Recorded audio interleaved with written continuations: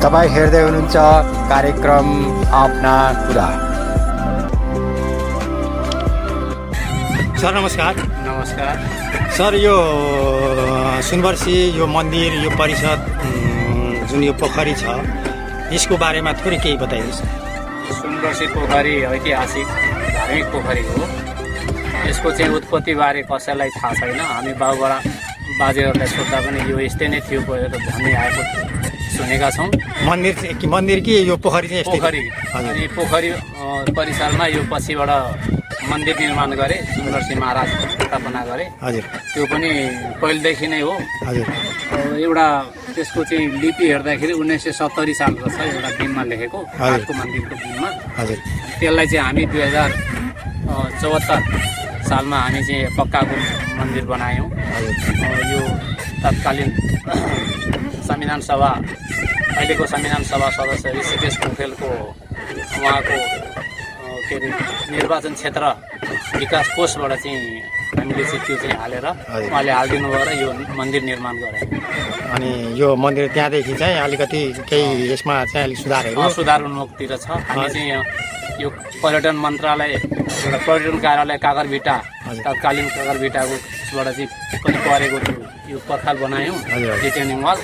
त्यसपछि जिल्ला विकास समिति मार्फत आएको चाहिँ यताको रिटेनिङ वाल बनायौँ। संस्कृति मन्त्रालयबाट पनि 2-3 साल 2 लाख परेको थियो, त्यो पनि हामी मिसाएर अनि यो रिटेनिङ वाल र मन्दिरहरू चाहिँ निर्माण, साना मन्दिरहरू पनि निर्माण गरायौँ। थप निर्माण गर्नुभयो। हजुर, थप। अनि जुन अहिले जुन यो पोखरी त पहिले यस्तो थिएन, निकै सफा पनि भएको देखिन्छ, ठुलो फराकिलो पनि देखिन्छ। यसमा के पहिले पछि पोखरीको पोखरी चाहिँ पहिले यस्तै थियो। पहिले चाहिँ यो के अरे मेटेका र के झार जङ्गलहरूले चाहिँ तह बसेको थियो। हजुर, यो चाहिँ त्यति बेला चाहिँ गाविस, तत्कालीन गाविसको बजेटबाट 2 लाख परेको थियो। त्यसलाई चाहिँ हामी सफा गरायौँ। त्यसपछि पानी सुकाएर फेरि त्यसलाई मर्मत गरायौँ। माटो लेदो सेदो फ्याँकेर फेरि त्यसलाई चाहिँ सफा बनाएर चाहिँ माछा पालन गर्न थालेको छ। माछा पालन पनि छ यहाँ? माछा पालन पनि छ। अनि यहाँ पहिले हाँस पनि थिए कि? पानी हाँसहरू आफै आउँथे, आफै जान्थे, आफै चढ्थे। कहिलेकाहीँ आउने क्रम छ? आउँछन्। अनि अब प्रशस्त रूपमा यस्तो धेरै सुधारहरू पनि भएको छ, सुधार हुने क्रम पनि रहेछ। आन्तरिक पर्यटनको लागि त योभन्दा ठुलो रत्नमाईमा अरू कुनै पनि देखिएन। मन्दिर साथसाथै पोखरी छ, आन्तरिक पर्यटनको लागि त्यत्तिकै राम्रो सुविधा पनि छ, आउने बस्ने ठाउँहरू पनि प्रशस्त छ। अब यो मन्दिर त धेरै पुरानो मन्दिर हो नि, हामी केटाकेटी हुँदै सुनेका हौँ। यो मन्दिरको उत्पत्ति र यसको महत्त्व र यसको जुन दैविक शक्ति छ नि, यसको बारेमा हजुरलाई केही थाहा छ? थाहा छ अलिअलि। हामी यो चाहिँ त्यही त अघि मैले भनिसकेँ नि त, यो पोखरीको उत्पत्ति चाहिँ कसैलाई थाहा छैन। यो ऐतिहासिक पोखरी नै, धार्मिक पोखरी नै भन्न सकिन्छ। अलिअलि किंवदन्ती अनुसार यो महाभारतकालीन समयमा भीमसेनले खनाएको पोखरी अरे, गाई के अरे गौहरूलाई चाहिँ पानी पाउनको लागि बनाएको अरे भनेर चाहिँ किंवदन्तीमा छ, त्यस्तो सुनिन्छ। तर लिखित रूपमा चाहिँ कतै डकुमेन्ट भेटेको छैन, अभिलेखहरू भेटेको छैन। र यो चाहिँ सुरुमा सुनको गहना, बिहे बटुलो, वर्तमान कार्यहरूमा चाहिँ अब धार्मिक कार्यको, पवित्र कार्यको लागि चाहिँ कसैलाई थालबटुकाहरू आवश्यक पर्दाखेरि आँखा चिम्लेर आराधना गर्न थाल्यो भने पछि प्रकट हुन्थ्यो पछाडिपट्टिबाट। त्यसलाई काम चलाएर त्यहाँ फेरि ल्याइदिनु पर्थ्यो चोखो पारेर। त्यस क्रममा चाहिँ कसैले अलिक बिगार गरो, बैमानी गरो, त्यहाँदेखि आउन दिन छोडो अरे। त्यही भएर चाहिँ सुनवर्सी, सुन प्रकट हुँदाखेरि सुनवर्सी नाम रहन गएको हो यस पोखरीको। सुन वर्षिएका कारणले सुनवर्सी भयो। सुनवर्षीका कारणले सुनवर्सी, सनबरिस आदिवासीको नाममा यहाँ चाहिँ सनबरिस हो। त्यसलाई अपभ्रंश भएर चाहिँ नेपाली भाषामा भनौँ त्यसलाई चाहिँ सुनवर्सी भन्न थाल्यो नेपाली भाषामा। अनि यहाँ देवी पनि त सुनवर्सी देवी? सुनवर्सी देवी होइन, महाराज हो। महाराज हुनु? महाराज। यसको बारेमा थोरै केही बताइदिनुहोस्। यो सुनवर्सी महाराज भनेको यो एउटा ग्राम देवता हो। यहाँको राजवंशी ताजपुरिया गणगाई भिमाल थारूहरूको चाहिँ एउटा चाहिँ ग्राम देवता माने एउटा चाहिँ ग्राम देवता भनेको आफ्नो एरियालाई हजुर संरक्षित गरेर अब महामारी कुनै रोग व्याधिबाट चाहिँ जोगाउने देवतालाई ग्राम देवता भनिन्छ हजुर त्यो मानिएको देवता हो देवताको नाम हो हजुर र त्यो देवतालाई चाहिँ अब प्रत्येक नयाँ वर्षको दिनमा हजुर पूजा गर्ने परम्परा छ हजुर पूजा गर्दाखेरि त्यहाँ मान्छे भेला हुँदाखेरि त्यो एउटा मेला लाग्न गएको अनि मेलाको सुरुवात त्यसरी भएको हो। अनि यो वैशाख प्रत्येक नयाँ वर्षको पहिलो दिनमा वैशाख 1 गते बैठक लाग्छ भव्य मेला लाग्छ नि सुरुवातमा यो ग्राम देवतालाई पूजा हुन्छ र मेला लाग्छ त्यसपछि क्रमशः अरू यसका शाखाहरू छन् हजुर प्रत्येक एरियामा चाहिँ ग्राम देवता हुन्छ यसको शाखाहरू जस्तो नजिकमा चाहिँ काँटा थान छ 2 गते लाग्ने अनि त्यस 3 गते लाग्ने पटेपरा हो यसैको शाखा यसैको नामबाट चाहिँ शाखा खोलिएका ती साना मन्दिरहरू तपाईँको जुन कार्यकालमा जुन स्थापना भएका छन् यिनीहरूको पूजा चाहिँ कस्तो के किसिमले गरिन्छ पूजा भनेको यही एकै दिनमा हुन्छ सबैको एउटै विधि उसको चाहिँ गण देवताहरू हुन् साना मन्दिरहरू ए गण देवताको रूपमा उहाँहरूलाई देवताको रूपमा चाहिँ पूजा हुने हुन्छ 1 गते गरिन्छ 1 गते अनि अरू दिनहरू चाहिँ अरू दिनमा चाहिँ तपाईँको अरू भक्तजनहरू श्रद्धाले चाहिँ आउँछन् पूजाआजा गर्छन् त्यस दिन चाहिँ अब आफ्नै भाकल मनोकामनाहरू पुरा भएपछि उनीहरू भाकल चढाउन पाउँछन् अनि अहिले त्यस्तो स्पेसली रूपमा यहाँ पुजारी त्यस्तो छैन पुजारी राखेका छैन यो पुजारी राख्ने प्रचलन पनि छैन पहिलेदेखि नै तर सफा सुग्घरको लागि अब हामी नयाँ व्यवस्था गर्दैछौँ यो अहिले डुङ्गा पनि सञ्चालन बोटिङको लागि डुङ्गा पनि 5 थान ल्याएका छौँ हजुरको कुरो काटेँ जुन यो पोखरी महाराज थानको भयो अनि यो धार्मिक स्थलको रूपमा यो जुन यो हाम्रो यो बोटहरू राखिएको यसमा के असर पर्दैन असर पर्दैन यो चाहिँ हामी पर्यटन क्षेत्र विकास पनि गर्ने अनि यसलाई चाहिँ पार्क पनि बनाउने भन्ने चाहिँ साथसाथै धर्म त छँदैछ पहिलेदेखि मानिआएको र यसलाई चाहिँ आकर्षकको रूपमा तत्कालीन त्यति बेला जीविसमा पनि हाम्रो चाहिँ सुनवर्सी पर्यटन क्षेत्र भनेर ठुलो बोर्ड राखेको थियो जीविस कार्यालयमा अनि त्यो अनुसारको पर्यटन क्षेत्र घोषणा गरेको रहेछ पहिलेदेखि नै मोरङ जिल्लाकै त्यस कारणले हामी चाहिँ अझ यसलाई सशक्त रूपले चाहिँ हामी पर्यटन क्षेत्रको विकास उन्मुखतिर हामी जाँदैछौँ त्यस कारणले यो बोट राख्न पनि जरुरी भयो धेरैजना पर्यटकहरूले चाहिँ यहाँ बोटको माग गर्न थाले बोटिङ गर्ने ठाउँ छैन हामी टाढा झापामा जानु परिरहेको छ जामुनखारी तालतलैया इटरीको त्यस कारणले हाम्रो चाहिँ यहाँ बोटको जरुरी परेको हुँदा यहाँको स्थानीय पर्यटकहरूको माग अनुसार हामी चाहिँ बोट होइन तपाईँहरूले यो जुन अहिले यो कामको सुरुवाती गर्नुभएको छ धेरै राम्रो छ किनभने यहाँ जुन चाहिँ भक्तजनहरू जुन आफ्नो इच्छा मनोकांक्षा लिएर जुन आउनुहुन्छ पूजा गर्न आउनुहुन्छ उहाँहरूको लागि पनि एकछिन चाहिँ यो बोटमा बसेर मन्दिरको परिसर मन्दिरतिर पोखरी सबै अवलोकन गर्न पनि पाउनुभयो एकछिन मन शान्ति पनि हुने मौका छ र दोस्रो कुरो आन्तरिक पर्यटनको लागि पनि यसले ठुलो महत्त्व गर्छ अझ यसलाई अझ राम्रो अझ विकसित अझ चाहिँ यसलाई बाहिर प्रचारको लागि के गर्दा राम्रो हुन्छ कि जस्तो लाग्छ यहाँ बाहिर प्रचारको लागि जस्तो तपाईँहरू जस्तै मिडिया कर्मीहरूले पनि प्रचार गरिदिनु पर्यो अनि हामी चाहिँ यो 2-3 चोटि चाहिँ मेलामा पनि हामी पत्रकार बोलायौँ भाडा तिरेर खर्च हालेर चाहिँ पत्रकार बोलाएर उहाँहरूलाई चाहिँ मेलाको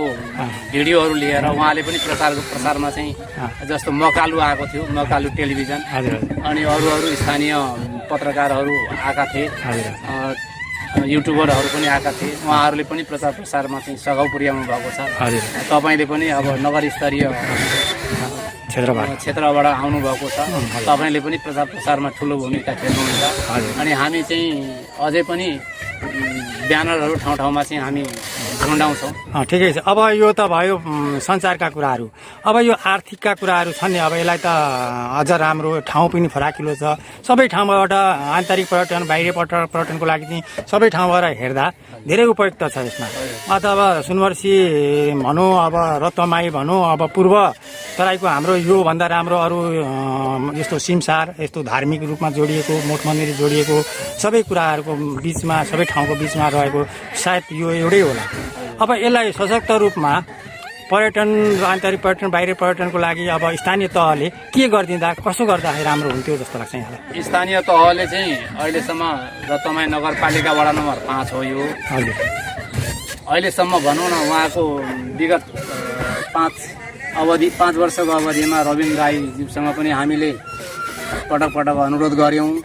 उहाँले हुन्छ मात्रै आश्वासन गर्नुभयो एउटा चाहिँ गेट 2 लाखमा यो गेट बनाउनलाई 2 लाखमा हाल्नुभएको थियो हजुर त्यसपछि फेरि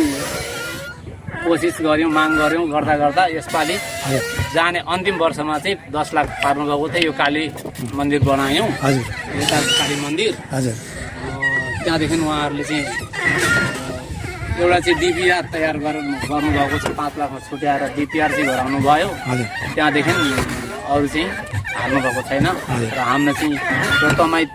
नगरपालिकाबाट चाहिँ हामी आशा राखेका छौँ फेरि पनि हामी अनुरोध गर्छौँ हजुर स्थानीय तहबाट कतिको पहल भएको छ यसले स्थानीय तहबाट त्यही त स्थानीय तहबाट अघि मैले भनिसकेँ कि हजुर उहाँहरूले चाहिँ त्यही 10 लाख मात्रै हाल्नुभएको छ अनि 2 लाख गेटमा जनस्तरबाट चाहिँ हाम्रो चाहिँ भौतिक सहयोग मात्रै छ आर्थिक सहयोग चाहिँ छैन चन्दा उठाएका छैनौँ हजुर अनि जुन यो यति राम्रो यति गजबको छ सबैतिर बारबेराहरू पनि सामान्य रूपमा भएको छ यसको संरक्षणको लागि त स्थानीय तहबाट अथवा स्थानीय हामी जुन समाजहरू छ स्थानीय जुन हाम्रो छरछिमेकीहरू हुनुहुन्छ उहाँले संरक्षणको लागि के कस्तो पहलहरू गर्नु उहाँहरूले चाहिँ संरक्षण अब मनबाट चाहिँ आफ्नो सबैको संरक्षण गर्नुपर्छ विकास गर्नुपर्छ भन्ने चाहिँ उहाँहरूको छ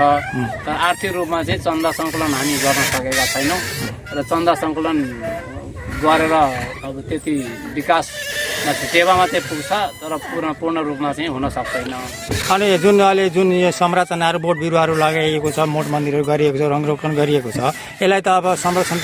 संरक्षण गर्नलाई के पालेहरूको यस्तो केही कर्मचारीको केही व्यवस्था छ पाले अहिलेसम्म राखेका छौँ अब हामी चाहिँ यो नयाँ यो बोट सञ्चालन गर्दाखेरि त्यही व्यक्तिलाई हामी नियुक्ति गर्छौँ हजुर र त्यही व्यक्तिलाई यसो रेखदेखको लागि हजुर अनि हाम्रो चाहिँ मन्दिर सरसफाइको हजुर हामी चाहिँ अब होल टाइमर चाहिँ मान्छे नियुक्ति गरेर राख्छौँ अनि अहिले आवश्यकता पनि देखियो पर्यटन स्थलको तर्फबाट चाहिँ म समितिको सचिव हो हजुर अब यसमा चाहिँ हामी पार्क पर्यटन केन्द्र तपाईँको पार्क यो एरियामै छैन अनि धार्मिक त छँदैछ धार्मिक आस्था भएका श्रद्धालुहरू पनि आउँछन् साथसाथै मनोरञ्जनको लागि पनि पार्कमा आउनको लागि ल्याउनको लागि हामीलाई मनोरञ्जन चाहिन्छ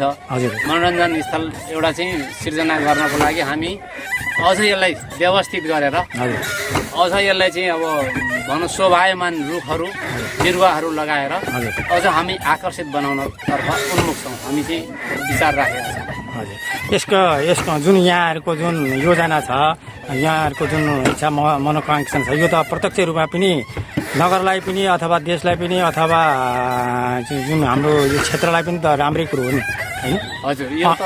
यो राम्रो कुरो हो र यो एउटा पूर्वाञ्चलतिरकै एउटा चाहिँ ठुलो धार्मिक स्थल पनि हो अनि प्रदेशसँग यसको कति के यसमा केही समन्वयन केही यस्तो केही भएको छ प्रदेश तर्फबाट तत्कालीन अब हाम्रो संविधान सभाका दोस्रो निर्वाचनमा ऋषिकेश यो क्षेत्रबाट ऋषिकेश पौडेलजी जित्नुभएको थियो उहाँलाई कुरो हामी राखेपछि प्रदेश सरकार पर्यटन मन्त्रालयबाट तपाईँको 45 लाख बजेट हालेको थियो त्यसलाई चाहिँ हामी सङ्ग्रहालय भवन बनाउने शीर्षकमा सङ्ग्रहालय भवन हामी बनायौँ त्यति बेला कोभिड-19 आयो अनि त्यसमा चाहिँ अब पूर्ण रूपमा चाहिँ त्यो काम चल्दै स्थगन हुनु पर्यो अब त्यसलाई चाहिँ फिनिसिङ हुन बाँकी रहेर अरू चाहिँ आधारभूत कामहरू भइसकेको छ यो भवन चाहिँ प्रदेश सरकार पर्यटन मन्त्रालयबाट परेको हो अब बाँकी चाहिँ अब तपाईँको मैले भनेको नि यो मन्दिरहरू चाहिँ क्षेत्र विकास कोषबाट र जीविसबाट परेको अनि राष्ट्रिय ताल संरक्षण केन्द्र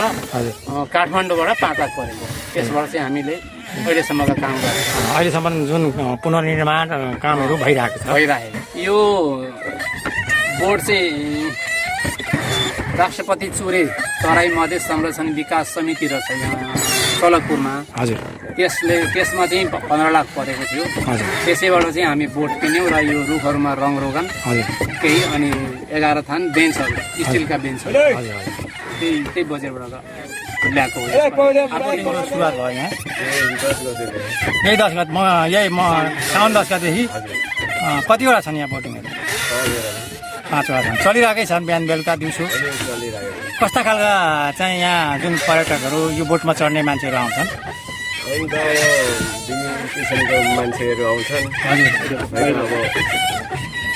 राम्रो पनि आउँछन् नराम्रो पनि आउँछन् हजुर त्यो आफूले सम्हाल्नु पर्यो समान मेरो भनाइको कुरा के भने पर्यटन आउँदाखेरि यहाँ भक्तजन बढी आउँछन् कि यसै बोटिङको घुम्ने यहाँ पार्कमा घुम्ने यसो रमाइलो गर्ने यसो शान्त वातावरणमा जुन अनुभव मनोरथ लिनको लागि आउँछन् कि भन्ने कुरो हो मेरो यो त सर सबै आउँछन् सबै खालका युवाहरू बढी आउँछन् श्रद्धालुहरू पनि आउँछन् अनि तपाईँको विचारमा चाहिँ यो अझ थप्नुपर्छ कि अझ यसलाई अझ राम्रो गर्नको लागि के गर्नुपर्छ जस्तो लाग्छ यसलाई राम्रो गर्नको लागि अझै एउटा दुइटा अर्को खालको ल्याउनु पर्ने जस्तो अलिकति मान्छेहरूको जुन यहाँ जुन आन्तरिक पर्यटनहरूको अलिकति जुन यो भिड अथवा माग अनुसार अघि एउटा थप्नुपर्ने जस्तो लाग्छ अनि यसको समस्या चाहिँ के छ त यहाँ यसो गर्दा चाहिँ हुन्थ्यो भन्ने कुरो यस्तो समस्या के देखिनु भएको छ यो बोटिङको लागि यो बोर्डिङको लागि त अब यसको समस्या यही हो अब त्यो दिँदाखेरि अलिक चलपल ज्यादा हुन्थ्यो अलिकति यसको सञ्चारमा अलिकति प्रचार भएन यही तपाईँको गुनासो अनि तपाईँको यहाँ अरू जुन यो बोटिङ हाँक्ने अरू को छन् तपाईँ मात्रै हुनुहुन्छ म छु अब अर्को एकजना पनि हुनुहुन्छ तपाईँलाई कस्तो लागिरहेछ अहिले यहाँ यो सुन्दरसीको जुन यो पोखरीमा सरेर यसरी चाहिँ बोटिङ चलाउन पाउँदा कस्तो लागिरहेछ कस्तो अनुभव भइरहेछ अनुभव राम्रो लागिरहेछ होइन तपाईँ यहीँको बासिन्दा राम्रो पहिले यस्तो यो अब तपाईँले जुन अहिले गरिराख्नु यस्तो होला भनेर तपाईँले सोध्नु भएको थियो हुँदो रहेछ नि सबै गर्दा